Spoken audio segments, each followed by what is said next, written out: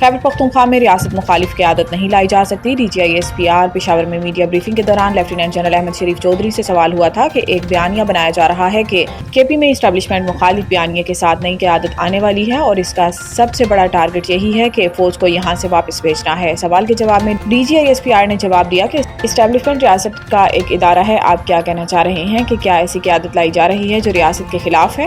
ایسا نہیں ہو سکتا۔ ایک اور سوال کے جواب میں DGISPR کا کہنا تھا کہ آپ خود فیصلہ کر لیں کہ وہ کون ہے جو کہہ رہا ہے کہ وہ صوبائی حکومت برداشت نہیں جو آپریشن کے خلاف کھڑی نہ ہو، کون یہ کہہ رہا ہے کہ دہشت گردوں کے خلاف آپریشن نہیں کرنا چاہیے بلکہ بات کرنی چاہیے۔ ان کا کہنا تھا کہ لوگوں کو کنفیوز کیا جا رہا ہے کہ دہشت گردی کے مسئلے کا حل آپریشن کرنے میں نہیں ہے۔